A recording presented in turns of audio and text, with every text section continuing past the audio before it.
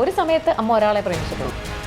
അപ്പൊ അച്ഛനോടുണ്ടായിരുന്നത് കള്ള സ്നേഹമായിരുന്നില്ല, എത്ര പെട്ടെന്നൊക്കെ മറക്കാൻ പറ്റുമോ? അല്ലെങ്കിൽ ഒരു അങ്കിള് വന്നു എന്ന് പറഞ്ഞിട്ട് ഞങ്ങൾക്ക് ഞങ്ങളുടെ അച്ഛൻ ഇല്ലാണ്ടാവുമോ? എന്റെ അങ്കിള് നല്ല അച്ഛനും തന്നെ വിളിക്കും, പക്ഷെ അതെന്തോ പറ്റുന്നില്ല. അമ്മ അങ്ങ് പോകുന്നു, ഇനി അമ്മയായിട്ട് ഒരു ബന്ധമില്ല. ആ ഒരു 2-3 ദിവസം മുമ്പ് നിന്നെ വിട്ട് പോകുന്നത് ആലോചിക്കുമ്പോഴാണ് എനിക്ക് ഏറ്റവും വിഷമം എന്നാണ് അമ്മ പറഞ്ഞുകൊണ്ടിരുന്നത്. അച്ഛന്റെ അഭാവത്തിലാണ് അത് ചെയ്യേണ്ടി വരുന്നത്. നിങ്ങൾക്ക് എങ്ങനെ ഇങ്ങനെ ചിരിക്കാൻ പറ്റുന്നത്? അച്ഛൻ ഇല്ലാതെ വരുന്നതുകൊണ്ടാണല്ലോ നിങ്ങൾക്ക് ഈ സിറ്റുവേഷൻ. ഇപ്പൊ അമ്മ മരണപ്പെട്ടു പോയിട്ടല്ല നമ്മൾ അമ്മയുടെ അഭാവം മനസ്സിലാക്കുന്നത്, കല്യാണം കഴിഞ്ഞ് പോയതിന് ശേഷമാണ്. അതേപോലെ അച്ഛൻ എന്നുള്ള ഒരാളില്ല. ഇനി അടുത്ത ഓർമ്മ ദിവസം ഇങ്ങനെ വിളമ്പാൻ അമ്മയുണ്ടാവോ? അമ്മേനെ കെട്ടിച്ചയച്ചില്ലേ? ഇപ്പൊ ഒരു പഴയ ഹസ്ബൻഡിന് വേണ്ടിയിട്ട് ഇങ്ങനെ ഇനി വെച്ചു കൊടുക്കുന്നുള്ളോ കാര്യം എനിക്കറിയില്ല. അമ്മ തുടർന്നാലും ഇല്ലെങ്കിലും എനിക്കതിൽ പ്രശ്നമില്ല. ചിലപ്പോൾ അദ്ദേഹത്തിന് അമ്മയുടെ ഭയങ്കര പ്രേമമായിരുന്നുണ്ടാവും, അമ്മ നോക്കി കാണത്തില്ല. 3 പ്രണയങ്ങൾ ഉണ്ടായിരുന്നു, അതില് മോഹനെ കല്യാണം കഴിച്ചു, അദ്ദേഹം മരിച്ചപ്പോ ഇപ്പൊ ജയപ്രകാശ്. ഇനി അതല്ലാതെ 3ാമത്തെ ഒരുത്തൻ കൂടി. അപ്പൊ അമ്പിളിമാമനെ നമുക്ക് കിട്ടിയിട്ടുണ്ട്. അങ്കിളിനെ വീട്ടിൽ വിളിക്കുന്ന പേര് അമ്പിളി എന്നാണ്. ഒരു പ്രായം കഴിഞ്ഞാൽ പേരൻസ് കുട്ടികളെ നോക്കി ഇരിക്കണം എന്നാണ്. 2 അടി കൊടുത്തിട്ട് മര്യാദയ്ക്ക് കല്യാണം കഴിച്ചോളാൻ പറയാൻ പറ്റും. അമ്മ നമ്മുടെ അടുത്ത് വന്ന് പറയായിരുന്നു, ഇങ്ങനെ അങ്കിളുടെ പ്രപ്പോസൽ വന്നിട്ടുണ്ട്, എന്താണ് നമുക്ക് താല്പര്യമുണ്ട്. ശരിക്കും പറയണതാണോ എന്നുള്ള രീതിയിലായിരുന്നു. സമാധാനമായിട്ടിരിക്കാൻ മക്കളെ നിർബന്ധിച്ച് കല്യാണം കഴിപ്പിച്ചതാണ് എന്നൊക്കെ പറഞ്ഞിട്ട് കുഴപ്പമിട്ട് തീരുമാനമാണെങ്കിൽ ഒരാൾ കൂടെ ഉള്ളതല്ലേ നല്ലത്. അവസാനം പറയായിരുന്നു, നിന്നെ ഒരു ആരുടെയെങ്കിലും കയ്യിൽ പിടിച്ചേൽപ്പിക്കണം എന്നൊക്കെ അച്ഛൻ പറയായിരുന്നു. ഇങ്ങനൊരു 2ാം വിവാഹം അതൊരു രജിസ്റ്റർ മാരേജ് ആക്കിയ പോലെ എന്തിനാണ് മീഡിയാസിനെ കുറിച്ച് ഇത്ര കൊട്ടിഘോഷിക്കുന്നത് എന്നൊക്കെ അത് വന്നു. അതിൽ ഒരു വിമർശനം വന്നത്, കല്യാണം കഴിച്ചാലൊന്നും ഞങ്ങൾക്ക് എതിർപ്പില്ല, പക്ഷെ എന്തിനിത് സോഷ്യൽ മീഡിയയിൽ ഇട്ടു, എന്തിന് ഇത്രയും വലിയ ആഘോഷമാക്കി? ഇപ്പം ഞങ്ങളുടെ വീട്ടിൽ ഞങ്ങളുടെ അമ്മേനെ രജിസ്റ്റർ ചെയ്ത് കഴിഞ്ഞാൽ നിങ്ങൾ അറിയോ? നിങ്ങളുടെ വീട്ടിൽ നിങ്ങളുടെ അമ്മയ്ക്ക് ഇങ്ങനെ ഒരു ആഗ്രഹം ഉണ്ട് എന്നുള്ള കാര്യം നിങ്ങൾ അറിയോ? ഇപ്പോഴും അറിഞ്ഞിട്ടില്ല, ഇപ്പോഴും ചോദിച്ചിട്ടില്ല ആരും. പരസ്പരം അങ്ങനത്തെ ഒരു കമ്മ്യൂണിക്കേഷൻ വീട്ടിലില്ല. ഇപ്പം നമ്മളെ സംബന്ധിച്ചിടത്തോളം ഞാൻ എന്തൊരു പോസ്റ്റ് ആണെങ്കിലും സോഷ്യൽ മീഡിയയിൽ ഇടുന്ന ആളാണ്. എനിക്കൊരു യൂട്യൂബ് ചാനലുണ്ട്. അപ്പോൾ അതിൻ്റെ അകത്താണെങ്കിലും ഞാൻ എൻ്റെ കണ്ടൻസും കാര്യങ്ങളൊക്കെ ഇടുന്ന ഒരാളാണ്. സ്വന്തമായിട്ടൊരു യൂട്യൂബ് ചാനലുള്ള എനിക്ക് എന്തുകൊണ്ട് എൻ്റെ അമ്മയുടെ വീഡിയോ ഇട്ടൂടാ? അല്ലേ? അപ്പം നമ്മളിപ്പോൾ കണ്ടന്റിന് എല്ലാവരും ദാരിദ്ര്യം പിടിച്ചിരിക്കുന്ന സമയത്ത് എനിക്ക് എൻ്റെ അമ്മയുടെ കല്യാണം ഞാൻ എവിടെയാണ് ഒന്ന് ഇടുക? ഇപ്പം എനിക്കത് വിളിച്ചിട്ട് വേറെ ഒരു ചാനലിനെ വിളിച്ചിട്ട് അവർക്ക് കൊടുക്കേണ്ട കാര്യമില്ലല്ലോ. അതുകൊണ്ടാണ് ഞാൻ എൻ്റെ ചാനലിൽ തന്നെ ഇട്ടത്. അതിന് മുന്നേ ഒരു സേവ് ദ ഡേറ്റ് ഇട്ടിട്ടുണ്ടായിരുന്നു. അതും ഇട്ടതിന് ശേഷമാണ് ഈ മീഡിയാസ് എല്ലാം നമ്മളെ കോൺടാക്ട് ചെയ്തത്. അതിൽ 1-2 മീഡിയയാണ് നമ്മളെ കോൺടാക്ട് ചെയ്തിട്ട്, ഒന്ന് വന്നോട്ടെ, ഇത് കവർ ചെയ്തോട്ടെ, പിന്നെന്താ നിങ്ങൾ വന്നോളൂ, കവർ ചെയ്തോളൂ. നോക്കുമ്പോഴത്തേക്ക് ഒരു ബറ്റാലിയൻ, ഒരു ട്രെയിനിൽ ആൾ വന്ന് ഇറങ്ങിയിട്ടുണ്ടായിരുന്നു. അത്രയ്ക്കും ആൾക്കാർ വന്ന ഇതെടുക്കാനായിട്ട്. പിന്നെ നമ്മൾ ഇത് പബ്ലിക്കായിട്ട് നടത്തിയ ഒരു ഇവൻ്റാണ്, ഒരു പ്രൈവറ്റ് ഇവൻ്റ് ഒന്നും അല്ല. അപ്പോൾ ആർക്ക് വേണമെങ്കിലും അവിടെ വന്നത് ഷൂട്ട് ചെയ്യാം. അതാണ് സംഭവിച്ചത്. പിന്നെ സോഷ്യൽ മീഡിയയായിട്ട് നടത്തിയ ഒരു പബ്ലിക് ഇവന്റ് ആയിരുന്നു. ഒരുപാട് പേരൊന്നും വിളിച്ചിട്ടല്ലെങ്കിലും. പക്ഷേ പിന്നെ ആൾക്കാരല്ലല്ലോ തീരുമാനിക്കട്ടെ നമുക്ക് എങ്ങനെ രജിസ്റ്റർ മാരേജ് ചെയ്യണോ അതോ 4 പേര് വിളിച്ചുവിട്ട് ചെയ്യണോ. അതിപ്പോൾ അവരുടെ സന്തോഷമല്ലേ. അമ്മ നല്ല സാരി കൊടുത്തിട്ട് അങ്കിളിനെ കല്യാണം കഴിക്കുന്ന കാണാൻ നമുക്കും സന്തോഷമായിരുന്നു, വന്ന റിലേറ്റീവ്സിന് സന്തോഷമായിരുന്നു. പിന്നെന്താ പ്രശ്നം ആർക്ക്? പിന്നെ ആരും പറഞ്ഞ് ഇപ്പൊ അങ്കിളാണെങ്കിലും അമ്മയാണെങ്കിലും നമുക്ക് രജിസ്റ്റർ മാരേജ് മതി മോളെ എന്ന് പറഞ്ഞിട്ടില്ല. ഇപ്പൊ അവർ രണ്ടുപേരും പറയാണ് രജിസ്റ്റർ മാരേജ് മതി, ആളൊന്നും വേണ്ട, നമ്മൾ മാത്രം മതിയോ, അങ്ങനത്തെ ഒരു ചടങ്ങാണെന്ന് അവർ ആവശ്യപ്പെട്ടിരുന്നെങ്കിൽ ഒരു മീഡിയ പോലും അവിടെ കയറില്ലായിരുന്നു. അത് അവരുടെയാണ് ഇഷ്ടം. പക്ഷെ അമ്മയ്ക്ക് ഇപ്പൊ അമ്മ ആണെങ്കിലും ഈ ഷോർട്ട് ഫിലിംസിലൊക്കെ അഭിനയിച്ചിട്ട് അമ്മയ്ക്ക് ഒരു ക്യാമറ ഫിയറോ അങ്ങനത്തെ കാര്യങ്ങളൊന്നും ഇല്ല. അമ്മയ്ക്ക് അത് ഇപ്പൊ വന്നാലും വന്നില്ലെങ്കിലും അമ്മ ഓക്കെയാണ്. അങ്കിളാണെങ്കിലും അങ്ങനത്തെ ഒരു ചെയ്തോടനെ മനസ്സിലായി നമുക്ക് അങ്കിൾ ഒരു ആർട്ടിസ്റ്റ് ആണെന്ന്. അതെ, ആ സേവ് ദ ഡേറ്റ് ഞാൻ കണ്ടിരുന്നു. അതിന് വെള്ളം നിൽക്കാൻ നിങ്ങൾക്ക് ഉണ്ട് അതുപോലെ. എനിക്കില്ലായിരുന്നു സേവ് ദ ഡേറ്റ് കേട്ടോ. അപ്പോഴത്തേക്കും എന്റെ ഹസ്ബൻഡ് ആണെങ്കിൽ അപ്പൊ തന്നെ പറയുന്നത് മതി മതി ക്യാമറ എല്ലാം പോട്ടെ മതി എന്ന് പറയുന്ന ആളാണ്. അപ്പൊ നമ്മൾ വിചാരിച്ച അങ്കിൾ ഇതൊന്നും താല്പര്യമില്ല. അപ്പൊ അങ്കിളിന് ഭയങ്കര ഇൻട്രസ്റ്റ് ആയി. ആ സേവ് ദ ഡേറ്റ് നമുക്ക് ചെയ്യാം, ആ കാറിൽ വണ്ടി ഓടിച്ച് പോകുന്നൊക്കെ ഭയങ്കര ഹാപ്പിയാണ് ആള്. അപ്പൊ അതുകൊണ്ടാണ് അങ്കിളിന് ഇതൊക്കെ ഇഷ്ടമാവും എന്ന് വിചാരിച്ചിട്ട് നമ്മളത് ചെയ്തതും പിന്നെ അമ്പലത്തിൽ വെച്ച് നടത്താം എന്ന് വിചാരിച്ച് നമ്മളത് അങ്ങനെ ഒരു ചടങ്ങായിട്ട് തന്നെ നടത്തി. രജിസ്റ്റർ മാരേജ് ആണ് അവർ പ്രിഫർ ചെയ്യുന്നെങ്കിൽ തീർച്ചയായിട്ടും അങ്ങനെ ചെയ്യുള്ളായിരുന്നു.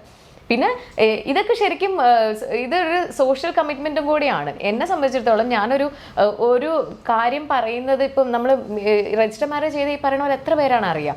ഇതല്ലാണ്ട് കുറച്ച് പേര് അറിഞ്ഞാലേ ഇവരുടെ വീട്ടിലേക്ക് എന്താണ് ആഗ്രഹിക്കുന്നത് എന്നുള്ളത്. എല്ലാവരും വിചാരിക്കുന്നത് അച്ഛനും അമ്മയ്ക്കും ഒന്നും ഇത്രയേ ഉള്ളൂ അവരുടെ സന്തോഷം. എപ്പോഴെങ്കിലും ചോദിച്ചിട്ടുണ്ടോ അവരുടെ സന്തോഷത്തിൻ്റെ അപ്പുറത്തോട്ട് എന്തെങ്കിലും ഉണ്ടോ? കുട്ടികളെ ഒരു പ്രായം കഴിഞ്ഞാൽ പേരൻസ് കുട്ടികളെ നോക്കി ഇരിക്കണം എന്നാണ് ഒരു ബേസിക് ആയിട്ടുള്ള ഒരു നോം. അത് ബ്രേക്ക് ചെയ്യണമെന്നോ അങ്ങനെ ബ്രേക്ക് ചെയ്യണമെന്ന് വിചാരിച്ചിട്ടല്ല. പക്ഷെ ആരും ചോദിച്ചിട്ടില്ല പേരൻസിനോട് എന്താണ് നിങ്ങളുടെ താല്പര്യം, നിങ്ങൾ ആക്ച്വലി ഹാപ്പി ആണോ ഇങ്ങനെ ഇരിക്കുന്നതിൽ. അല്ല എല്ലാവരും കുറേ പേരൊക്കെ കമൻറ്റ് ചെയ്തിരിക്കുന്നത് ഇവർക്ക് വല്ല അമ്പലത്തിലും പോയാൽ പോരെ, ഇവർ അല്ലെങ്കിൽ ഇതൊന്നും പറ്റില്ലെങ്കിൽ ഓൾഡ് ഏജ് ഹോമിൽ പോയാൽ പോരെ. അല്ലെങ്കിൽ എല്ലാവർക്കും താല്പര്യം അത് തന്നെയായിരിക്കും, ഈ പ്രായത്തിൽ കുട്ടികളെ നോക്കി സമാധാനമായിട്ടിരിക്കാൻ മക്കളെ നിർബന്ധിച്ച് കല്യാണം കഴിപ്പിച്ചതാണെന്നൊക്കെ പറഞ്ഞിട്ട്. നമ്മളാരെ നിർബന്ധിക്കാൻ? ഇപ്പൊ നിർബന്ധിച്ച കേൾക്കുന്ന പ്രായമാണോ ഇതോ ഒന്ന് ആലോചിച്ച് നോക്ക്. നമ്മൾ പറയുന്നത് 2 അടി കൊടുത്തിട്ട് മര്യാദയ്ക്ക് കല്യാണം കഴിച്ചോളാൻ പറയാൻ പറ്റുമോ? ഞങ്ങളുടെ അമ്മയല്ലേ, ഞങ്ങളുടെ മക്കളല്ലല്ലോ. അതുകൊണ്ട് ഇത് പറയുമ്പോഴും അമ്മ ഓക്കെയാണ്. അമ്മ ഇതിന് ഈ ഒരു ഏജിൽ അല്ലെങ്കിൽ ഈ ഇത്രയും ഗ്യാപ്പിന് ശേഷമാണ് അമ്മ ഇന്നൊരാളെ കല്യാണം കഴിക്കാൻ ഓക്കെ ആയതുകൊണ്ട് ഞങ്ങളത് നടത്തി. ഇതിപ്പോ അമ്മ ഇപ്പോഴും അമ്മ പറയുമ്പോൾ അമ്മ ഓക്കെ അല്ലെങ്കിൽ നമ്മൾ നടത്തില്ല. അപ്പോൾ ഇതിലിപ്പോൾ ശരിക്കും പറഞ്ഞാൽ അമ്മ നമ്മുടെ അടുത്ത് വന്ന് പറയായിരുന്നു, ഇങ്ങനെ അങ്കിളുടെ പ്രപ്പോസൽ വന്നിട്ടുണ്ട്, എന്താണ് നമുക്ക് താല്പര്യമുണ്ട്, നിങ്ങളുടെ അഭിപ്രായം എന്താണെന്ന് ഞങ്ങളോട് ചോദിക്കുമായിരുന്നു. അപ്പോൾ നമ്മൾ തീർച്ചയായിട്ടും ഇതിന് 100% സപ്പോർട്ടാണ് കൊടുത്തത്. കാരണം അമ്മയ്ക്ക് നമ്മളോട് പറയാനും ഒരു ചമ്മലുണ്ടായിരുന്നു. വേറെ ഒന്നും കൊണ്ടല്ല, അമ്മ നമ്മുടെ അടുത്ത് വന്ന് കുറേ നാളായിട്ട് നമ്മൾ പറയുന്ന ഒരു കാര്യം അമ്മ സമ്മതിക്കുന്നില്ല. പെട്ടെന്ന് ഒരു ദിവസം അമ്മ വന്നിട്ട് ഇങ്ങനെ അങ്കിൾ ഇങ്ങനെ പറഞ്ഞിട്ടുണ്ടായിരുന്നു, എന്നെ പണ്ട് ഇഷ്ടമായിരുന്നു എന്ന് പറഞ്ഞു, ഇങ്ങനെയാണ് അങ്കിളുടെ പേര്, നമ്മുടെ മുണ്ടയ്ക്കലാണ്, ഇങ്ങനത്തെ കാര്യങ്ങളെല്ലാം സംസാരിക്കുമ്പോഴത്തേക്കാണ് നമ്മൾക്ക് ശരിക്കും ആദ്യം നമ്മളൊന്ന് ഞെട്ടി സ്വാഭാവികമായിട്ടും ശരിക്കും പറയുന്നതാണോ എന്നുള്ള രീതിയിലായിരുന്നു. അപ്പൊ നമ്മൾ ഓക്കെ ആയിരുന്നു. ഞാൻ അടുത്ത് കമ്മ്യൂണിക്കേറ്റ് ചെയ്ത എന്റെ ഹസ്ബൻഡ് അടുത്താണ്. അപ്പൊ ഹസ്ബൻഡ് പറഞ്ഞ നല്ല കാര്യം, നമുക്കത് നടത്തി കൊടുക്കാം. 3 പേർക്ക് ഇത് അടിപൊളിയായിട്ട് നടത്തി കൊടുക്കണമെന്ന് അടിപൊളിയായിരിക്കും. കാരണം അമ്മ ഇതുവരെ അങ്ങനെ ഒരു ആവശ്യം പറഞ്ഞിട്ടില്ല, നമ്മൾ അങ്ങോട്ട് ആവശ്യപ്പെട്ടിട്ടും ചെയ്തില്ല. പക്ഷെ ഇപ്രാവശ്യം അമ്മ ഇങ്ങോട്ട് തന്നെയാണ് നമ്മളോട് പറയുന്നത്, ഇങ്ങനെ അമ്മയ്ക്ക് ഇതാണെങ്കിൽ താല്പര്യമാണ്, കുഴപ്പമില്ല എന്നുള്ള രീതി പറഞ്ഞപ്പോഴത്തേക്കാണ് നമ്മളത് നടത്തിയത്. അതിൽ റിഗ്രറ്റ് ചെയ്യേണ്ടതോ ഞങ്ങൾ ഫോഴ്സ്ഫുള്ളി കല്യാണം കഴിപ്പിച്ചതോ അല്ലെങ്കിൽ അമ്മയെ നോക്കാൻ വയ്യാത്തത് കൊണ്ട് തള്ളിയതോ ഒന്നുമല്ല. അതിപ്പോ നാളെ ആണെങ്കിലും നമ്മുടെ അമ്മ തന്നെയാണ്, കല്യാണം കഴിച്ചാലും ഇല്ലെങ്കിലും. അപ്പം അമ്മയ്ക്ക് ഒരു ആവശ്യം വന്നാൽ നമ്മൾ തന്നെ ഉണ്ടാവും, അത് ഉറപ്പാണ്. അതില് ആരും ജഡ്ജ്മെന്റലായിട്ട് അങ്ങനെയാണ് ഇങ്ങനെയാണെന്നൊന്നും പറയേണ്ട കാര്യമില്ല. അത് മാത്രം അതെ, നമ്മൾ നമ്മുടെ പേഴ്സണൽ ആയിട്ടുള്ള ആവശ്യങ്ങൾക്ക് വേണ്ടി അമ്മയെ ഒരാളെ തളച്ചൊരു സ്ഥലത്ത് ഇടുന്നത് മോശമാണ്. അതിപ്പോ ഇവളായാലും ഇവളുടെ മോൾക്ക് വേണ്ടിയിട്ട് നോക്കാമല്ലോ, വേണമെങ്കിൽ അമ്മയെ വിടാം. ഇല്ല, എന്റെ മോൾ ആര് വരും, നമുക്ക് സെൽഫിഷ് ആയിട്ട് ചിന്തിക്കാം. ഞാൻ കൊല്ലത്ത് വർക്ക് ചെയ്യുന്ന ഒരാളാണ്, ഞാൻ താമസിക്കുന്നത് എറണാകുളത്തും, ഡെയിലി ട്രാവൽ ചെയ്യുന്ന ഒരാളാണ്. അപ്പൊ ഞാൻ വീട്ടിലെത്തുമ്പോൾ 8 മണിയാവും, രാവിലെ 5 മണിക്ക് ഞാൻ വീട്ടിൽ നിന്ന് പോകുന്നതാണ്. അപ്പൊ ആ സമയത്ത് എന്റെ ആകെ ഒരു ധൈര്യം എന്ന് പറയുന്നത് ഹസ്ബൻഡ്, അമ്മ. ഹസ്ബൻഡ് ആണെങ്കിലും നമ്മൾ വിചാരിക്കുന്ന ഒരു അച്ഛനല്ലേ, അമ്മമാർക്ക് ചെയ്യാൻ പറ്റുന്ന കുറച്ചുകൂടെ ഡിഫറെൻ്റ് ആയിട്ടുള്ള. അപ്പോൾ എൻ്റെ അഭാവത്തിൽ ഞാൻ വിചാരിക്കുന്നത് എൻ്റെ അമ്മ എൻ്റെ മോളെ നന്നായി എന്നെക്കാട്ടിയും നന്നായി നോക്കും എന്നുള്ളൊരു ധൈര്യത്തിലാണ് നമ്മൾ വരുന്നതും പോകുന്നതും എല്ലാം. ആ ഒരു ധൈര്യമാണ് എനിക്ക് മിസ് ചെയ്തത്. അപ്പോൾ ഒരിക്കലും ഞാൻ ഫോഴ്സ്ഫുള്ളി എൻ്റെ ഒരു ഇഷ്ടപ്രകാരം അമ്മയെ കെട്ടിക്കട്ടെ എന്നും പറഞ്ഞാൽ ഞാൻ ചെയ്യില്ല. അപ്പോൾ അതൊന്നും മനസ്സിലാക്കാണ്ട് നിങ്ങൾക്ക് നോക്കാൻ വയ്യ. ഇപ്പം ഞങ്ങളല്ല നോക്കുന്നത്, ഞങ്ങളെ നോക്കുന്നത് അമ്മയായിരുന്നു. ആ ഒരാളാണ് പോയത്. പക്ഷെ അത് നമ്മുടെ സ്വാർത്ഥ താല്പര്യത്തിന് വേണ്ടി നമ്മൾ പിടിച്ചു വെക്കേണ്ട കാര്യമില്ല. അവർക്ക് അവരുടെ ലൈഫുണ്ട്, ഹാപ്പിനെസ് ഉണ്ട്. അത് എത്ര കാലമാണോ ഇനിയുള്ളത് ആ കാലം സന്തോഷമായിട്ടിരിക്കട്ടെ, അതല്ലേ വേണ്ടേ? ഇപ്പൊ ഒരുങ്ങി വന്നു, നെറ്റി ചുട്ടിയിട്ടുണ്ട്, അരപ്പെട്ടിട്ടുണ്ട്, മുല്ലപ്പൂ ചൂടിയിരിക്കുന്നു, അങ്ങനെ സർവാഭരണ വിഭൂഷിതയായി പിന്നെ കല്യാണം കഴിക്കുമ്പോഴത്തേക്ക് ജീൻസും പാൻറ് ഇട്ടുകൊണ്ട് വെറുതെ വന്ന് നിൽക്കണം. അപ്പൊ അച്ഛനോടുണ്ടായിരുന്നത് കള്ള സ്നേഹമായിരുന്നില്ല. എത്ര പെട്ടെന്നൊക്കെ മറക്കാൻ പറ്റുമോ? 10 വർഷം എത്ര പെട്ടെന്നായിരുന്നു അല്ലേ? അല്ല, മറക്കുന്ന സീൻ എവിടെ വരുന്നത്? ഒരാൾക്ക് വേറെ ഒരു ലൈഫ് ആയിക്കൂടെ? അതിന് പല ആളും മറന്നാലേ പറ്റുള്ളൂ. എത്രയോ നല്ല മെമ്മറീസ് ഉണ്ട്. ഇന്നിപ്പോ വിളിച്ചപ്പോ തന്നെ അമ്മ പറയുന്നത് അച്ഛന്റെ പേര് മോഹൻ എന്നായിരുന്നു, അങ്കിളുടെ പേര് പ്രകാശ് എന്നാണ്. ഇന്ന് മോനേട്ടാന്നാണ് പ്രകാശ് അങ്കിളിനെ വിളിച്ചത് അമ്മ. കാരണം അമ്മയ്ക്ക് ആ പേര് അങ്ങനെയാണ് വരുന്നത്. അത് അവർ തമ്മിൽ രണ്ടുപേരുടെയും പാർട്ട്നേഴ്സിനെ ഈക്വലി റെസ്പെക്ട് ചെയ്യുന്ന ആൾക്കാരാണ്. അപ്പൊ അവിടെ ആണെങ്കിൽ ആന്റിയുടെ കാര്യങ്ങളാണ് അമ്മയുടെ അടുത്ത് എപ്പോഴും പറയുന്നത്, ആന്റി അങ്ങനെ ആയിരുന്നു, ആന്റി ഇങ്ങനെ ആയിരുന്നു. അതിന് അമ്മയ്ക്ക് ഓരോ ഒബ്ജെക്ഷൻ ഇല്ല. അതേപോലെ അങ്കിളുടെ അടുത്ത് അച്ഛന്റെ കാര്യം പറയുമ്പോൾ അങ്കിളിനും അതൊരു പ്രശ്നമല്ല. കാരണം ഇവർ ഇത്രയും വർഷം ജീവിച്ച ഒരു പാർട്ട്ണറിനെ ഒരു ദിവസം കൊണ്ട് നമുക്ക് മറക്കാൻ പറ്റുമോ? അല്ലെങ്കിൽ ഒരു അങ്കിള് വന്നു എന്ന് പറഞ്ഞിട്ട് ഞങ്ങൾക്ക് ഞങ്ങളുടെ അച്ഛൻ ഇല്ലാണ്ടാവുമോ? ഞങ്ങളുടെ അച്ഛൻ എപ്പോഴും ആ സ്ഥാനത്തേക്ക് വേറൊരാൾക്കും വരാൻ പറ്റില്ല. അച്ഛന്റെ സ്ഥാനത്ത് നമ്മൾ കാണാൻ മാത്രമേ പറ്റുള്ളൂ, അച്ഛനല്ല. അത് കുറെ പേര് പറഞ്ഞിട്ടുണ്ട്, അങ്കിള് നല്ല അച്ഛനും തന്നെ വിളിക്കും. പക്ഷെ അതെന്തോ പറ്റുന്നില്ല. മേ ബി പിന്നെ വിളിക്കുമായിരിക്കാം, അല്ലെങ്കിൽ ഡാഡി എന്നൊക്കെ വിളിക്കായിരിക്കും. കാരണം ബാക്കി എല്ലാരും അങ്ങനെയാ അങ്കിളിനെ വിളിക്കുന്നത്, അവരൊക്കെ മക്കള് ഡാഡി എന്നാ വിളിക്കുന്നത്. പക്ഷെ നമുക്ക് എന്തോ ഇപ്പൊ ഞങ്ങളുടെ അടുത്ത് അങ്കിള് പറഞ്ഞിട്ടില്ല, മക്കളെ നിങ്ങൾ നാളെ തൊട്ട് എന്നെ അച്ഛ എന്ന് വിളിക്കാൻ. അതേപോലെ ആന്റി എന്നാണ് അവര് വിളിക്കുന്നത്, അമ്മയെന്ന് വിളിക്കാൻ അവരും ആരും ഫോഴ്സ് ചെയ്യുന്നില്ല. വൺസ് നമുക്ക് അങ്ങനെ ഒരു ഫീലിംഗ് തോന്നുമ്പോൾ നമ്മൾ വിളിക്കുമായിരിക്കാം, അല്ലെങ്കിൽ ചെയ്യുമായിരിക്കാം. അത് അപ്പോഴത്തെ കാര്യം അനുസരിച്ചിട്ട്. അല്ലാണ്ട് ഇതാണ് ബേസിക് ആയിട്ടുള്ള ഇതിൻ്റെ ഒരു കാര്യം എന്ന് പറഞ്ഞാൽ. പിന്നെ നമ്മൾ ഇത് ഇപ്പം നിങ്ങൾക്കാണെങ്കിലും ഈ വീഡിയോ നിങ്ങൾ ഷൂട്ട് ചെയ്യാനായിട്ട് വരുന്ന സമയത്ത് നമ്മളിത് തരുന്നതെന്ന് വെച്ചാൽ ഒരു അവയർനെസ് ആണ്. ഇതെല്ലാ കാര്യങ്ങളും. പിന്നെ ഒരു ഹോം നേഴ്സിനെ നിർത്തി നോക്കുന്നു, അല്ലെങ്കിൽ വീട്ടിലൊരു മെയ്ഡിനെ നിർത്തി നോക്കുന്നതിന് എന്താണ് അതിലൊരു കാര്യം എന്ന് പറയുന്നത്? പലരും അങ്ങനെയല്ലേ ചെയ്യുന്നത്. അതിലും നല്ലതല്ലേ ആയ കാലത്ത് അവർക്കൊരു നല്ല പാർട്ട്ണറിനെ കൊടുത്ത് അവരുടെ കാലിൽ എന്താ പറയുക, കുഴമ്പിട്ട് തിരുമാനാണെങ്കിൽ ഒരാൾ കൂടെ ഉള്ളതല്ലേ നല്ലത്. കുഴമ്പിട്ട് തിരുമേണ്ട പ്രായത്തിലാണോ ഈ കല്യാണം? അതെ, അത് തിരുമാൻ നിങ്ങൾ വരുമോ? അതിനും ഒരാൾ വേണ്ടേ? ആ ഒരു കാര്യത്തിന് തന്നെ ചൂടുവെള്ളം കൊടുക്കാനും ചൂടുവെള്ളം തിളപ്പിച്ചു കൊടുക്കാനും നീരിന് ഇത് വെച്ച് കൊടുക്കാനും ഒക്കെ തന്നെയാണ് ഇപ്പൊ ഈ ഒരു പ്രായത്തിലെ കല്യാണം കഴിക്കുന്നത്. അവരുടെ റിട്ടയർമെന്റ് ലൈഫ് അല്ലേ, നമ്മളെ പോലെ ഏൺ ചെയ്യേണ്ട പ്രായമല്ലല്ലോ. അവർ റിലാക്സ്ഡ് ആയിട്ട് റിട്ടയർമെന്റ്, രണ്ടുപേരും കൂടെ ഒരുമിച്ച് റിലാക്സ്ഡ് ആവട്ടെ, അവർ ട്രാവൽ ചെയ്യട്ടെ, അവർ തമ്മിൽ കഥകൾ പറഞ്ഞുകൊണ്ടിരിക്കട്ടെ, അവർ സിനിമ കാണട്ടെ, അവർ എവിടെയെങ്കിലും എന്തെങ്കിലും ചെയ്യട്ടെ, ആർക്കെന്താ പ്രോബ്ലം? അതുകൊണ്ട് നിങ്ങൾ രണ്ടെന്ത് പെൺമക്കളാണെന്ന് കരയെ പോലും ചെയ്തില്ലല്ലോ, സന്തോഷമായിട്ട് കെട്ടിച്ചുവിട്ടല്ലോ എന്നൊക്കെ. കെട്ടിച്ച് വിടാനോ? കെട്ടിച്ച് വിട്ടു അതെ, ഇനി ഇങ്ങനെ വന്നു പോരുന്നൊക്കെ. അല്ല ഇത് എനിക്ക് സത്യം പറഞ്ഞാൽ നമുക്ക് കരയേണ്ട ഒരു മൊമെന്റ് അല്ല. കാരണം നമുക്ക് അങ്ങനെ ഇല്ല, അമ്മ അങ്ങ് പോകുന്നു, ഇനി അമ്മയായിട്ട് ഒരു ബന്ധമില്ല, ആ ഒരു ഫീലിംഗ് ഒന്നും അല്ലായിരുന്നു. നമ്മൾ ആക്ച്വലി ഭയങ്കര സന്തോഷമായിരുന്നു ആ സമയത്ത്. ഫൈനലി നമ്മൾ ആ ആഗ്രഹിച്ച മൊമെന്റ് നടന്നല്ലോ എന്നുള്ള സന്തോഷമായിരുന്നു. പിന്നെ അവര് പോയതൊന്നുമല്ല, അവര് വന്ന് പോയി നിൽക്കും. ഇവിടെ ആണെങ്കിലും അമ്മയ്ക്ക് ഫ്ലാറ്റ് ഉണ്ട്, അവിടെ ഉണ്ട്. അപ്പം അവിടെ അങ്കിളാണെങ്കിലും വേറെ ആരും ഇല്ല, മക്കളിപ്പം തിരിച്ച് അവർ പോകും. അത് കഴിഞ്ഞാൽ അവരവിടെ ഒറ്റയ്ക്കാണ്. അപ്പൊ രണ്ടുപേർക്കും വേണമെങ്കിൽ ഇവിടെ നിൽക്കാം, അവിടെ നിൽക്കാം, അങ്ങനെ പോയി വന്നൊക്കെ നിൽക്കാം. അതുകൊണ്ട് രാജ്യം വിട്ട് പോകുന്നല്ലോ, ഇവിടെ തന്നെ ഉണ്ട്. പിന്നെ എന്നും എനിക്ക് കാണാൻ പറ്റും, ഞാൻ കൊല്ലത്താണ് വർക്ക് ചെയ്യുന്നത്. അപ്പൊ എനിക്ക് അതുകൊണ്ട് ഒരു കൊല്ലത്ത് എനിക്കൊരാളായി എന്നുള്ളൊരു സമാധാനം കൂടെ എനിക്കുണ്ട്. ഇപ്പൊ ആകെ ഒരു നമുക്കൊരു കൺഫ്യൂഷൻ ഒരു ഇതെന്ന് പറയുന്നത് എന്റെ മോള് കുറച്ച് മിസ് ചെയ്യും. കാരണം വൈകുന്നേരം വരുമ്പോഴത്തേക്കും ആ ഒരു അമ്മ ഭക്ഷണമൊക്കെ കൊടുത്ത് അവളെ റെഡിയാക്കി അവള് ആ ഒരു സംഭവം മാത്രം ഭയങ്കരമായിട്ട് ഇല്ലാണ്ടാവും. അതിന്റെ ഒരു വിഷമമുണ്ട്. പക്ഷെ അവള് ഓക്കെയാണ്, അവളും ഏതൊരു സിറ്റുവേഷനിലും അഡാപ്റ്റ് ചെയ്യുന്ന ഒരു കുട്ടിയാണ്. അപ്പൊ അതുകൊണ്ട് അവൾക്കതൊരു പ്രശ്നമല്ല. അവള് പറയുന്ന അനെന്താ ഞാൻ നോക്കിക്കോളാം, മറ്റേ ആന്റി വരില്ലേ, ഞാൻ അല്ലെങ്കിൽ ഞാൻ നോക്കിക്കോളാം, ഞാൻ ചിലപ്പോ ദോശയൊക്കെ ചുടാനൊക്കെ എനിക്ക് അറിയാം. ആ കല്യാണത്തിന്റെ അന്ന് എനിക്ക് തോന്നുന്നു അമ്മ കുറച്ച് ഇമോഷണൽ ആവുന്നു, പേരക്കുട്ടീനെ പിടിച്ച് കരയുമ്പോഴാണ്. പേരക്കുട്ടിയും മരുമോനും ആയിരുന്നു അമ്മയുടെ വീക്ക്നെസ്. എന്നാലും മോനെ നിന്നെ വിട്ട് പോകാനാണ് എനിക്ക് ഏറ്റവും വിഷമം. അമ്മ അതന്നെ പറഞ്ഞോണ്ട് കല്യാണത്തിന്റെ 2-3 ദിവസം മുമ്പ് നിന്നെ വിട്ട് പോകുന്നത് ആലോചിക്കുമ്പോഴാണ് എനിക്ക് ഏറ്റവും വിഷമം എന്നാണ് അമ്മ പറഞ്ഞോണ്ടിരുന്നത്. നമ്മളോട് ചോദിക്കും നിനക്ക് വിഷമമുണ്ടോ ഇങ്ങനെ ചോദിച്ചോണ്ടിരിക്കും. ഞാൻ പോവല്ലേ, അപ്പോഴത്തേക്ക് ചിലപ്പോ ഈ വിഷമമൊന്നും ഇല്ല എന്ന് പറഞ്ഞു. ഇല്ല നിനക്ക് എന്നൊക്കെയായിരുന്നു. കാരണം എല്ലാ കാര്യങ്ങളും ചെയ്യാനായിട്ട് ഏട്ടൻ മാത്രമേ ഉണ്ടായിരുന്നുള്ളൂ, നമുക്ക് വേറെ കാരണവരും ഒന്നും ഇല്ലല്ലോ. അപ്പൊ അതുകൊണ്ട് അമ്മ എല്ലാ കാര്യത്തിനും അതാ വിളിക്കുന്നത്, മോനെ എന്ന്. ഇവള് വിളിക്കുന്നതിന് കൂടുതൽ മോനെ എന്ന് പറഞ്ഞ് അങ്ങോട്ടാ ഫോൺ പോകുന്നത്. നമ്മളെ വിളിക്കുന്നതിനെക്കാട്ടിലും അമ്മ ഏട്ടനായിരുന്നു വിളിച്ചോണ്ടിരുന്നതും കാര്യങ്ങളും. ഇപ്പോഴാണെങ്കിലും എല്ലാ കാര്യങ്ങളും സംസാരിക്കും, മോനെ അങ്ങനെ ചെയ്യണം ഇങ്ങനെ ചെയ്യണം, എല്ലാ കാര്യങ്ങളും ചോദിക്കുന്നതൊക്കെ ഏട്ടൻ്റെ അടുത്താണ്. ഇപ്പൊ ആള് ഭയങ്കര റിലാക്സ്ഡ് ആയി, ഞങ്ങളും ഭയങ്കര റിലാക്സ്ഡ് ആയി. ഇപ്പം ആ കല്യാണത്തിന്റെ സമയത്തുള്ള കുറച്ച് ഈ ഓട്ടവും അതൊക്കെ കഴിഞ്ഞിട്ട് നമ്മളിപ്പോ ഭയങ്കര റിലാക്സ്ഡ് ആയി. കാരണം നമുക്കിപ്പം അയ്യോ അമ്മ ഒറ്റയ്ക്കായല്ലോ, അമ്മ ഇപ്പൊ അവിടെ നമുക്കിപ്പോ ഒരിടത്ത് പോകണമെന്നുണ്ടെങ്കിൽ നമ്മൾ ചിന്തിക്കുക അമ്മയ്ക്ക് വരാനും പറ്റില്ല, ലേറ്റ് നൈറ്റ് ഒക്കെ ആണെങ്കിൽ അമ്മയ്ക്ക് വരാൻ പറ്റില്ല, അമ്മയ്ക്ക് ചിലപ്പോൾ ട്രാവൽ ചെയ്യാൻ പറ്റില്ല എന്നാ ആയിരുന്നു. അപ്പൊ ആ ഒരു സാധനത്തിൽ നിന്നൊക്കെ ഇപ്പൊ മാറി അമ്മ പറഞ്ഞു ഞങ്ങളൊന്ന് പോയിട്ട് വരാമേ, രാത്രി 11 മണിയൊക്കെ ആകുമ്പോഴത്തേക്ക് ബായ് എന്നൊക്കെ പറഞ്ഞ് പോവുകയാണ് ഇപ്പൊ. അപ്പൊ ആ ഒരു രീതിയിൽ മാറി, നമ്മുടെ ലൈഫ് ഭയങ്കരമായിട്ട് ചേഞ്ച് ആയി. അതിൽ ഭയങ്കര ഹാപ്പിയാണ് ഞങ്ങൾ. പിന്നെ ഒരുങ്ങി, അതാണ് നമ്മൾ പറഞ്ഞുകൊണ്ടിരുന്നത്, ഒരുങ്ങി വരുന്നതൊക്കെ ഓരോരുത്തരുടെ ഇഷ്ടമാണ്. അമ്മ നന്നായിട്ട് ഒരുങ്ങി നടക്കാൻ അമ്മയ്ക്ക് ഇഷ്ടമുള്ള ഒരാളാണ്, അച്ഛനാണെങ്കിലും അമ്മ നല്ല ഒരുങ്ങി നടക്കാൻ ഇഷ്ടമുള്ള ഒരാളാണ്. അങ്ങനെ ഉള്ള ഒരാളെ നമ്മൾ എന്തിനാണ് വെള്ളസാരി ഉടുപ്പിച്ച് കല്യാണം കഴിപ്പിക്കേണ്ട കാര്യമില്ലല്ലോ. അതുകൊണ്ട് വൃത്തിക്ക് തന്നെ അങ്കിളിനാണെങ്കിലും അമ്മ ഒരുങ്ങിയൊക്കെ കാണുന്ന ഇഷ്ടമാണ്. അപ്പൊ അതുകൊണ്ട് അങ്കിളും പറഞ്ഞു നല്ലതായിട്ട് ഡ്രസ്സപ്പ് ചെയ്യണം എന്നൊക്കെ പറഞ്ഞിട്ടുണ്ട്. അങ്ങനെ തന്നെയാണ് ചെയ്തത്. ഇനി എത്ര വർഷം കഴിഞ്ഞാൽ ഇനിയിപ്പോ യൂട്യൂബിൽ കിടക്കുന്ന കാര്യമില്ല, എടുത്ത് നോക്കുമ്പോഴും നമുക്കും കാണുമ്പോഴത്തേക്ക് നല്ല ഭംഗിയായിട്ട് ഒരുങ്ങി സുന്ദരിയായിട്ടാണ് കല്യാണം കഴിച്ചതെന്ന് തോന്നണ്ടേ. ഇത്രയൊന്നും ആവുമെന്ന് വിചാരിച്ചിട്ടല്ല അന്ന് ഒരുങ്ങി വന്നതെങ്കിലും.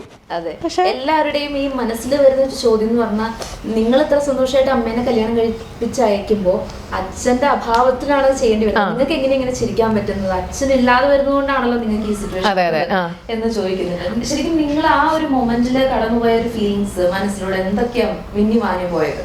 ശരിക്കും ആ ദിവസം എനിക്ക് പെട്ടെന്ന് ഇമോഷണൽ ആയത് ഞങ്ങൾ രണ്ടുപേർക്കും പെട്ടെന്ന് അത് പിന്നെ ഞങ്ങൾ സംസാരിച്ചപ്പോൾ ഇമോഷണൽ ആയത് അച്ഛൻ ഇല്ലാണ്ടായല്ലോ, അതുകൊണ്ടാണല്ലോ ഈ മുഹൂർത്തം ഇവിടെ നടക്കുന്നത്. അച്ഛനെ ആലോചിച്ചിട്ടായിരുന്നു കണ്ണു നിറഞ്ഞത്. അത് മീഡിയക്കൊന്നും കവർ ചെയ്യാൻ പറ്റിയിട്ടില്ല, അങ്ങനെ ഞങ്ങൾ കൊടുത്തില്ല അത്.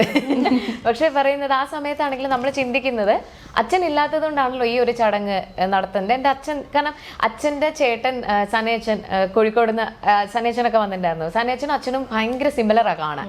അപ്പം ആ ഫ്രെയിമിൽ കൂടെ നമ്മൾ കാണുന്നത് സനേച്ചനെയാ. അപ്പം ഞാൻ പെട്ടെന്ന് ആലോചിക്കണ അച്ഛൻ അവിടെ നിൽക്കണു എന്നുള്ളൊരു പ്രസൻസ് ആണ് സനേച്ചൻ ബാക്കിൽ നിൽക്കുന്നത്. അപ്പോൾ ഞാൻ അച്ഛൻ ഇല്ലല്ലോ, അച്ഛൻ ഇല്ലാത്തത് കൊണ്ടല്ലേ ഇത് നടക്കുന്നത് എന്നുള്ളത് നമ്മൾ ഒരു നിമിഷം കണ്ണ് നിറഞ്ഞത് അച്ഛൻ ഇല്ലാത്തത് കൊണ്ട് എന്നാലോചിച്ചു, അല്ലാണ്ട് അമ്മ പോകുന്നത് കൊണ്ടെന്നല്ല.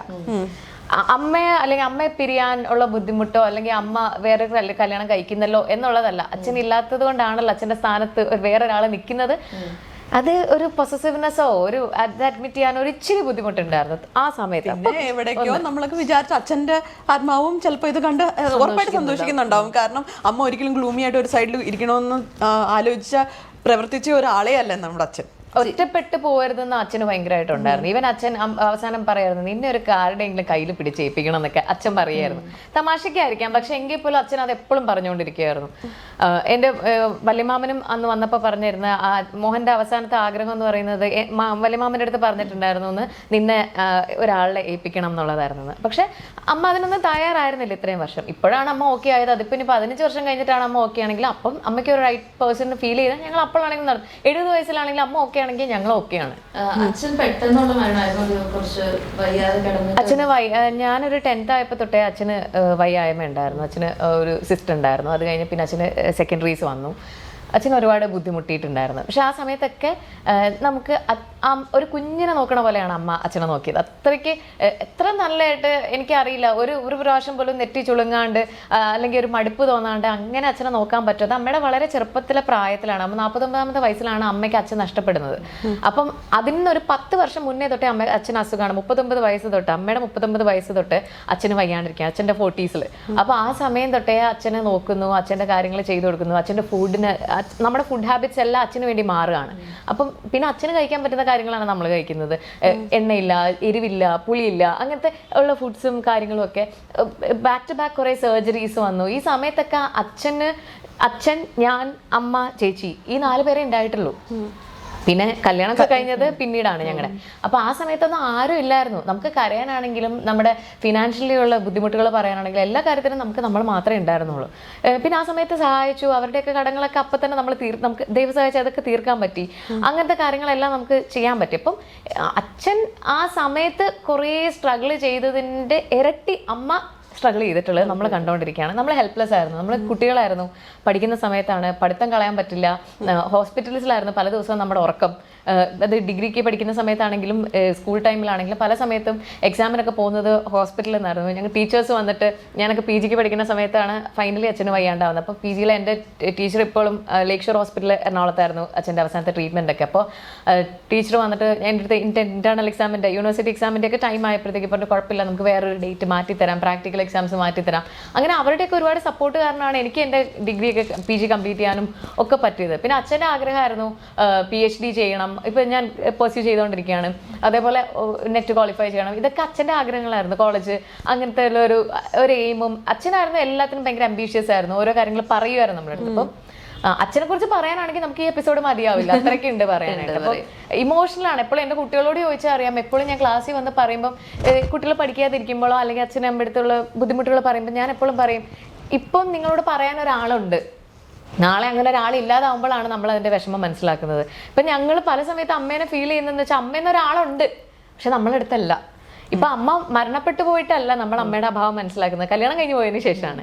അതേപോലെ അച്ഛൻ എന്നുള്ള ഒരാളില്ല. ഇപ്പോഴും പലപ്പോഴും നമ്മൾ എന്തെങ്കിലും ഒരു പ്രശ്നം വരുമ്പോൾ പെട്ടെന്ന് ഫോൺ എടുക്കുക അച്ഛനെ വിളിക്കാനായിട്ട്. ഇപ്പോഴും ഡയൽ ചെയ്യാനായിട്ട് ഫോൺ എടുക്കാറുണ്ട്. കാരണം ഒരു സൊല്യൂഷൻ തരുന്നത് അച്ഛനായിരുന്നു. പക്ഷെ ഇപ്പൊ വിളിക്കുന്നത് എൻ്റെ ഹസ്ബൻഡിനെയാണ് ആ സമയത്ത്. കാരണം എൻ്റെ ഇപ്പൊ അച്ഛനാണ് എൻ്റെ ഹസ്ബൻഡ്. നമ്മൾ എന്ത് കാര്യങ്ങളും ഞങ്ങൾ രണ്ടുപേരും, എൻ്റെ മോളാണെങ്കിലും ഞാനാണെങ്കിലും അച്ഛാന്ന് വിളിച്ച് നടക്കാറുണ്ട്. ഫോണിൽ സേവ് ചെയ്തിരിക്കുന്നത് ഇപ്പൊ അച്ഛന്നാണ്. നേരത്തെ അച്ഛൻ്റെ ഫോൺ തന്നെയായിരുന്നു അമ്മ യൂസ് ചെയ്തുകൊണ്ടിരുന്നത്. ഇപ്പോഴും അമ്മ യൂസ് ചെയ്യുന്നത് എൻ്റെ അച്ഛൻ്റെ പഴയ ഫോണാണ്. അപ്പം ആ സിം തന്നെയാണ്. അപ്പം അതുകൊണ്ട് തന്നെ അതിൽ പേര് നമ്മൾ മാറ്റിയിട്ടില്ല, അച്ഛാന്ന് തന്നെയാണ് വിളിക്കുന്നത്. ആ പ്രസൻസ് നമുക്ക് ഒരിക്കലും പോവില്ല. അപ്പം അത് തീർച്ചയായിട്ടും എപ്പോഴും അച്ഛൻ കൂടെ തന്നെ ഉണ്ട്. പിന്നെ അങ്കിൾ എന്ന് പറയുന്നത് അമ്മയ്ക്കൊരു സപ്പോർട്ടാണ്, അമ്മയുടെ പാർട്ട്ണറാണ്, നല്ലൊരു മനുഷ്യനാണ്. അങ്കിൾ വന്നതിൽ നമ്മൾ ഭയങ്കര ഹാപ്പിയാണ്. ഇപ്പൊ ഞാൻ യൂട്യൂബ് ചാനലിലൂടെ പോയപ്പോ ഒരു വീഡിയോ കണ്ടിരുന്നു, അച്ഛന്റെ ഓർമ്മ ദിവസം ഇല വെച്ച് ഫുഡ് വിളമ്പുന്നത്. അപ്പൊ ഇപ്പൊ അതിന്റെ കമന്റ്സിന്റെ ഇടയിൽ ഈ കല്യാണം കഴിഞ്ഞതിന് ശേഷം കുറച്ച് പേര് കമന്റ് ചെയ്തു, ഇനി അടുത്ത ഓർമ്മ ദിവസം ഇങ്ങനെ വിളമ്പാൻ അമ്മയുണ്ടാവോ, അമ്മേനെ കെട്ടിച്ചയച്ചില്ലേ? അല്ല, അത് ശരിക്കും അന്ന് നമ്മൾ ഈ വിളമ്പുന്ന സമയത്ത് അതിലുള്ള അമ്മയുടെ ഒരു മുഖവും അമ്മയുടെ ഒരു ഇതൊക്കെ കാണുമ്പോൾ തന്നെ മനസ്സിലാവും എത്രത്തോളം കരഞ്ഞിട്ടാണ് അമ്മ ആ കാര്യം ചെയ്തതെന്നുള്ളത്. അപ്പം ഈ അടുത്ത ആണ്ടിന് അമ്മ അത് ചെയ്യുന്നുണ്ടോ ഇല്ലയോ എന്നുള്ളത് എനിക്കറിയില്ല. കാരണം ഞാൻ അമ്മയോട് ചോദിച്ചിട്ടില്ല. അങ്ങനെ ചെയ്യാൻ പറ്റുമെന്നും എനിക്കറിയില്ല. കാരണം ഇപ്പോൾ ഒരു ഹസ്ബൻഡ് ഉണ്ട്. ഇപ്പോൾ ഒരു പഴയ ഹസ്ബൻഡിന് വേണ്ടിയിട്ട് ഇങ്ങനെ ഇനി വെച്ച് കൊടുക്കുന്നുള്ളോ കാര്യമൊന്നും എനിക്കറിയില്ല. പക്ഷെ ഞാൻ ചെയ്യാലോ, എന്റെ അച്ഛനല്ലേ, നമുക്ക് ചെയ്യാലോ. അത് തീർച്ചയായിട്ടും നമ്മൾ ചെയ്യും. ഇപ്പൊ ആ സമയത്താണെങ്കിലും നമ്മുടെ വീട്ടിലാണെങ്കിലും ഇപ്പൊ അമ്മ ഇവിടെ ഉണ്ടായിട്ട് ഞങ്ങൾ രണ്ടുപേരും കൂടെ ഒരുമിച്ച് ആ വീട്ടിൽ ചെയ്തു എന്നുള്ളതേ ഉള്ളൂ. അച്ഛൻ പിന്നെ പാലക്കാടാണെങ്കിലും ഹസ്ബൻഡിന്റെ വീട്ടിലാണെങ്കിലും അവിടെ ഈ വിഷുവിനും ഒക്കെ നമ്മളിങ്ങനെ വെച്ചു കൊടുക്കലുണ്ട്. അപ്പൊ അവിടുത്തെ അച്ഛനും ഇല്ല, അവിടുത്തെ അച്ഛൻ്റെ ഇല്ലാത്ത ആ ഒരു ഇതിലും എപ്പോഴും നമ്മൾ അവിടെ ഇലയിട്ട് വെക്കുമ്പോൾ എൻ്റെ അച്ഛനും അവിടെ വെക്കുന്നുണ്ട്. അപ്പൊ അതേപോലെ അച്ഛൻ വരും എന്നുള്ള ഒരു സങ്കല്പത്തിലാണല്ലോ നമ്മൾ ഇതൊക്കെ ചെയ്യുന്നത്. അത് ഞാൻ തുടരും, അമ്മ തുടർന്നാലും ഇല്ലെങ്കിലും എനിക്കതിൽ പ്രശ്നമില്ല. അത് അവരുടെ ചോയ്സസ് ആണ് എന്താ ചെയ്യേണ്ടതെന്നുള്ളത്. ഞാൻ തീർച്ചയായിട്ടും അത് ചെയ്യും. അതുകൊണ്ട് അത് ചെയ്യില്ലെങ്കിലോ ചെയ്താലോ എന്ന് വെച്ചിട്ടല്ലല്ലോ നമ്മൾ അമ്മയുടെ സ്നേഹമോ അല്ലെങ്കിൽ അമ്മയ്ക്ക് അച്ഛനോടുണ്ടായിരുന്ന ബോണ്ടോ അളക്കുന്നത്. ഈ 10 വർഷം ആരും പറഞ്ഞിട്ടല്ല അമ്മ ചെയ്തത്. അതെ, നമ്മൾ ആരും പറഞ്ഞിട്ടല്ല. അത് 10 വർഷത്തെ എടുത്ത് യൂട്യൂബിൽ ഇട്ടതും ഇല്ല. അതിന് മുമ്പ് ഇവരെങ്ങനെയാ താമസിച്ചിരുന്നെന്നും യൂട്യൂബ് ആർക്കും അറിയില്ല. ഈ കമന്റ് ചെയ്യുന്നവർക്കോ ഒന്നും ആർക്കും അറിയില്ല. നമ്മളറിയാവുന്ന ക്ലോസ് ആയിട്ടുള്ള നമ്മുടെ റിലേറ്റീവ്സിന് നാട്ടുകാർക്ക് എന്തായാലും അറിയാം. കാരണം ഇവർ രണ്ടുപേരും പോകുമ്പോൾ തന്നെ കുഞ്ചാക്കോവിന് ശാലിനി പോകുന്നല്ലോ ഭയങ്കര, കാരണം അവർ ഭയങ്കര ലവിലായിരുന്നു ലാസ്റ്റ് വരെ, എല്ലാവർക്കും അറിയാം. അതുകൊണ്ട് ഇതിൽ സ്ട്രേഞ്ച് ആയിട്ട് വേറൊരു കമന്റും കണ്ടു, 3ാമത്തെ ആളെ പറഞ്ഞോണ്ട്. അത് ഞാനും കണ്ടിരുന്നു. അതിന്റെ ആളുടെ പേര് ഞാൻ പറയുന്നില്ല, ആൾക്ക് വെറുതെ ഒരു പബ്ലിസിറ്റി അത് കൊടുക്കണ്ട, അതിന് താല്പര്യമില്ല. പക്ഷെ എനിക്ക് തോന്നുന്നു 3ാമതൊരാൾ അദ്ദേഹമായിരിക്കും. ചിലപ്പോൾ അദ്ദേഹത്തിന് അമ്മയുടെ ഭയങ്കര പ്രേമമായിരുന്നുണ്ടാവും, അമ്മ നോക്കി കാണത്തില്ല. അതിന്റെ ഒരു ഫ്രസ്ട്രേഷനിലായിരിക്കും 2-3 കമന്റ് ഞാനും കണ്ടത്. ചോദിക്കാൻ കാരണം കുറെ വീഡിയോയുടെ അടിയിൽ ഈ ഒരു പർട്ടിക്കുലർ ആള് വന്നിട്ട് 3 പ്രണയങ്ങൾ ഉണ്ടായിരുന്നു. അതില് മോഹനെ കല്യാണം കഴിച്ചു, അദ്ദേഹം വെച്ചപ്പോ ഇപ്പൊ ജയപ്രകാശ്, അതല്ലാതെ 3ാമത്തെ ഒരുത്തൻ കൂടി മൂന്നാമതൊരാള് ഉണ്ട് എന്നുള്ളത് കൃത്യമായിട്ട് അറിയണമെങ്കിൽ അത് ഇദ്ദേഹം ആയിരിക്കില്ല 3ാമത്തെ ഒരാള് എന്ന് എനിക്ക് തോന്നിയിട്ടുണ്ട്. പിന്നെ ഈ പറയുന്ന പോലെ ഒരാളെടുത്ത് ഒരുപാട് പേർക്ക് ഇഷ്ടം തോന്നാം. എല്ലാരെയും ഒരാൾക്ക് തിരിച്ച് സ്നേഹിക്കാൻ പറ്റില്ല. 3, 4, 5 ആയിരിക്കാം. പക്ഷെ അമ്മ തിരിച്ച് സ്നേഹിച്ചിട്ടുള്ളത് എൻ്റെ അച്ഛനെയാണ് ആ സമയത്ത്. ഇപ്പോൾ സ്നേഹിക്കുന്നത് ഈ അങ്കിളിനെയാണ്. അത് നമുക്കറിയാം. അന്നും ഒരു സമയത്ത് അമ്മ ഒരാളെ പ്രേമിച്ചിട്ടുള്ളൂ. അത് സത്യമായിട്ടുള്ളൊരു കാര്യമാണ്. അത് ഞങ്ങൾ കണ്ടു വളർന്നവരാണ്. അതുകൊണ്ട് ആരും നമ്മളടുത്ത് ബോധ്യപ്പെടുത്തേണ്ട കാര്യമില്ല. അന്ന് ഇപ്പം വേറെ ഒരു ഇതുണ്ടായിരുന്നു എന്നൊക്കെ പറഞ്ഞാലും നമുക്കറിയാം അമ്മ എത്രത്തോളം അച്ഛൻ്റെ അടുത്ത് കമ്മിറ്റഡ് ആയിരുന്നു എന്നുള്ള കാര്യം. അല്ലെങ്കിൽ 40 years മുമ്പുള്ള കാര്യങ്ങളെ 40 years ആയിട്ട് ഒരാള് ഇതും പിടിച്ചോണ്ട് നടക്കല്ലേ? അതാണോ ആൾക്കാർക്ക്? വേറെ ലൈഫ് ഒന്നും ഇല്ലേ ആൾക്കാർക്ക്? 40 years ഫുൾ അമ്മയുടെ ലൈഫിൽ ഇൻവെസ്റ്റ് ചെയ്തിട്ട് അമ്മ എന്താ ചെയ്യുന്ന? 39th year, ഇന്ന് 38th year, എത്രയായി, എന്താണ്, ആരാണ് ഇപ്പൊ കൂടെ ഉള്ളതെന്ന് നോക്കിയിരിക്കുകയാണ്. ഇയാൾ കല്യാണം കഴിച്ചിട്ടുണ്ടോ എന്നൊന്ന് അന്വേഷിക്കണം. പക്ഷെ ആളുടെ പ്രൊഫൈല് നമുക്ക് കാണാൻ പറ്റുന്നില്ല. അത് പ്രൊഫൈലിൽ ലോക്ക്ഡ് ആണ്. അല്ലെങ്കിൽ ഒന്ന് കയറി അന്വേഷിക്കായിരുന്നു. അതെ, ഇപ്പൊ അമ്മയും അച്ഛനും തായ്ലൻഡിലൊക്കെ പോകാൻ പ്ലാൻ ചെയ്യുന്നുണ്ട്. അതൊക്കെ എന്ത് സുഖമാണെന്ന് വെച്ചിട്ടുള്ള കമന്റ് ഉണ്ട്. അവരുടെ കാശ്, അവരുടെ ലൈഫ് അവർ പോകുന്നു. അവരുടെ കാശ് പാവം തായ്ലൻഡിൽ പോകാൻ പറ്റാത്ത കുറച്ച് ആൾക്കാർ. പാവം, നിങ്ങളും പോകൂ എന്ന് മാത്രമേ പറയുന്നുള്ളൂ. പൈസ സേവ് ചെയ്യൂ എന്നിട്ട് പോകും തായ്ലൻഡ്. അച്ഛൻ പറഞ്ഞൊരു ഡയലോഗ് ഇപ്പോഴും ഉണ്ട്, അമ്പിളിമാമനെ കണ്ടിട്ട് പട്ടി കുറച്ചുകൊണ്ടേയിരിക്കും, പക്ഷെ അമ്പിളിമാമ എന്തിനും തിരിച്ചു പറയുമോ എന്ന് പറയുന്ന ഒരു കാര്യം. ഇപ്പൊ അമ്പിളിമാമനെ നമുക്ക് കിട്ടിയിട്ടുണ്ട്. അങ്കിളിനെ വീട്ടിൽ വിളിക്കുന്ന പേര് അമ്പിളി എന്നാണ്. അപ്പൊ ശരിക്കും ഒരു അമ്പിളിയമ്മാവൻ കയ്യിൽ വന്ന പോലെ ആയിട്ടുണ്ട്. കയ്യിൽ അമ്പിളിയമ്മാവ വന്നതുപോലെ തന്നെയാണ് നമുക്ക് ഫീൽ ചെയ്യുന്നത്. അപ്പം ഇപ്പോഴാണ് ഞങ്ങൾ അമ്പിളിയമ്മാവ എന്നാണ് വിളിച്ചുകൊണ്ടിരുന്നത്. ഇപ്പോഴാണ് JP അങ്കിൾ ആക്കിയത്. കാരണം അമ്മയുടെ ബ്രദർ ആയി പോവല്ലോ. യെസ്. അപ്പോ എന്തായാലും ഈ ഒരു വിവാഹം സോഷ്യൽ മീഡിയയിൽ വൻ ഹിറ്റായിരുന്നു. അപ്പോൾ അതിനെ കുറിച്ച് കുറെ വിവാദങ്ങൾ ചുറ്റിപ്പറ്റി നടക്കട്ടെ. നിങ്ങൾ നിങ്ങളുടെ ലൈഫ് ജീവിക്കുന്നു, അവരവരുടെ ലൈഫ് ജീവിക്കുന്നു. എല്ലാവർക്കും നല്ലത് മാത്രം വരട്ടെ എന്ന് മാത്രം ആശംസിക്കുന്നു. Thank you so much. Thank you so much.